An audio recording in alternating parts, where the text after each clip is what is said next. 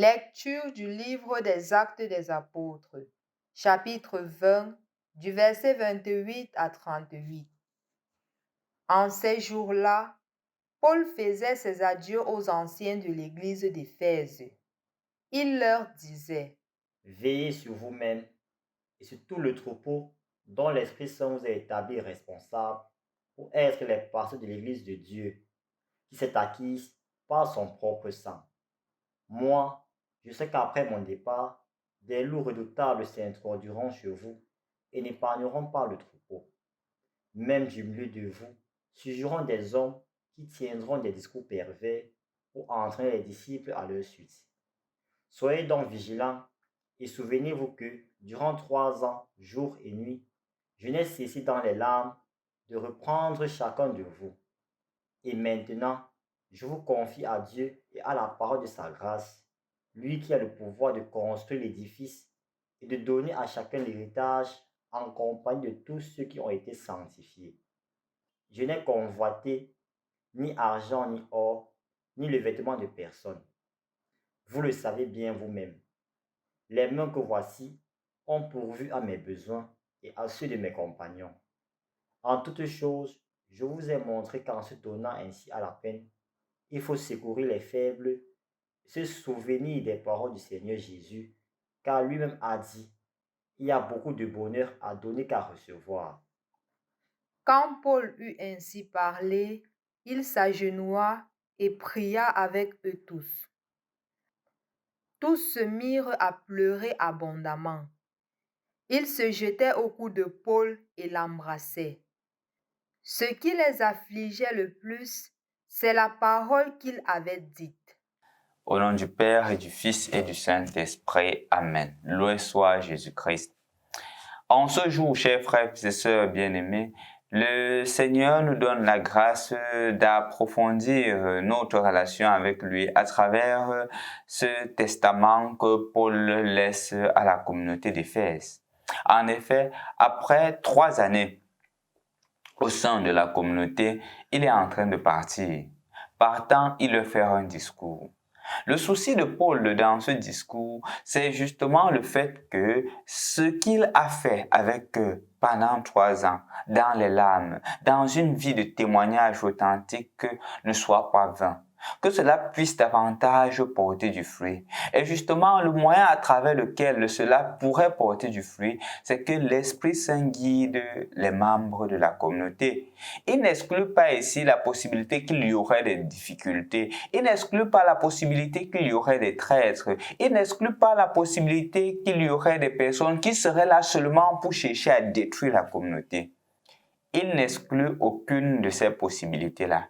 Mais il est davantage convaincu que si la communauté qui est là se base sur la parole de Dieu, sur l'enseignement de Jésus-Christ, les choses pourraient aller. Les choses iraient même bien d'ailleurs. Parce qu'il est convaincu que ce n'est pas lui qui est le centre, c'est le Christ qui est le centre.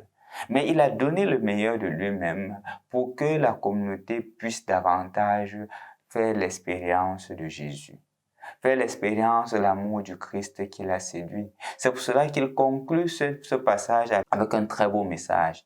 Il y a plus de joie à donner qu'à recevoir. Il conclut son discours avec les paroles de Jésus lui-même. Il y a plus de joie à donner qu'à recevoir. Chers frères et sœurs dans le Christ, je voudrais que nous nous attelions sur 3 petits points en rapport avec cette première lecture. La première chose que je voudrais partager avec vous, du moins je voudrais que nous approfondissions, c'est premièrement, qu'est-ce que je mets dans mon testament? Parfois, nous sommes aussi appelés à écrire des testaments. Quel est le contenu de mon testament? C'est un contenu en vue de chercher à ce que la communauté soit davantage meilleure, que mes enfants soient davantage unis, ou parfois les testaments que nous faisons, c'est en vue de diviser davantage. Je donne un exemple simple. Quand je mets le testament et je me mets à dire que, par exemple, toute ma fortune appartient à telle personne, et je délaisse les autres, c'est une injustice que je crée dans la famille. Et malheureusement, c'est ce qui se fait. Et après notre départ, ce qui reste de la famille, c'est de la division. Les enfants qui se retrouvent dans les tribunaux parce que le papa n'a pas bien pu gérer, n'a pas pu gérer à bon escient son testament.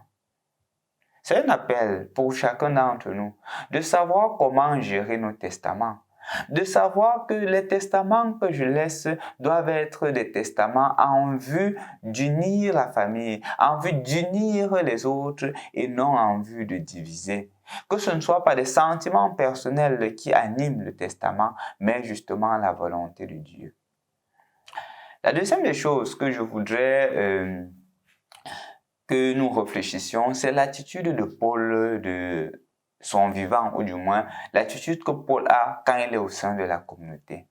Il remarque plusieurs choses. Premièrement, qu'il a enseigné non pas par de belles paroles, mais par une vie qui plaît à Dieu. Parfois aussi comme parents, parfois aussi comme leaders, nous tenons de beaux discours. Mais notre vie est loin de la vie que le Seigneur voudrait que nous menions. On veut annoncer Jésus, mais notre vie n'est pas en droite ligne avec ce Jésus que nous voulons annoncer. Et justement, en ce jour, le Seigneur voudrait nous dire que nous devrions associer nos paroles à nos actes.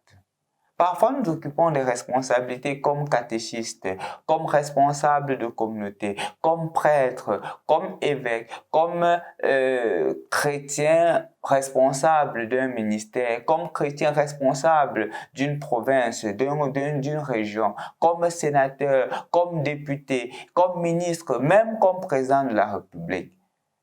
Et nous faisons des lois, nous établissons des lois. Nous dirigeons des personnes. Est-ce que notre manière de diriger va en droite ligne avec ce que nous vivons? Est-ce que notre vie va en droite ligne avec cela, avec ce à quoi le Seigneur nous a appelés? Parce que je crois du plus profond de mon cœur que toute responsabilité qui est donnée, c'est en vue de faire connaître Jésus et de le faire aimer. Est-ce que ma vie va en droite ligne avec cela? Parfois, nous tenons de bons discours, mais notre vie est loin de cela. Est loin de ce à quoi le Seigneur nous appelle. C'est pour cela que je voudrais que nous demandions au Seigneur aussi en ce jour la grâce de mettre en synchronie notre vie et les paroles que nous annonçons. Comme disait Saint François, annonce l'Évangile en paroles si nécessaire. Et enfin, remarquons une chose qui est assez belle dans ce passage. C'est que la communauté pleure du fait qu'elle ne verra plus Saint Paul. Elles font en larmes parce que la présence de Saint Paul les a marqués. Saint Paul a apporté un plus dans la vie de cette communauté d'Éphèse. Nous avons par exemple l'épître aux Éphésiens. Maintenant, je suis en train de me demander, est-ce que les gens font en larmes quand je quitte? Quand je quitte pour quelque part, est-ce que je crée le manque? Parce que parfois, quand nous quittons, même comme parents, les enfants disent oui, woupi. Les enfants sont contents parce que nous sommes des terreurs. Nous sommes des gens qui ne sont qu'en train de créer la panique et la peur autour de nous. Au point où quand nous disons que nous sommes en déplacement, quand nous disons que nous partons, tout le monde est content. Je crois que c'est une invitation pour toi et pour moi d'être des personnes où, quand nous sommes absents, c'est la tristesse qui est là. Parce que notre présence ne crée que de la joie. Que nous soyons davantage des joy givers. Que nous soyons davantage des personnes qui ne sèment que du parfum, du bonheur autour de nous. Je crois que c'est une invitation pour toi et pour moi d'être des personnes qui sèment de la joie, d'être des artisans de l'amour de Jésus. Et ainsi, petit à petit, nous allons construire le règne de Dieu sur la terre comme il est déjà au ciel. Au nom du Père et du Fils et du Saint-Esprit. Amen.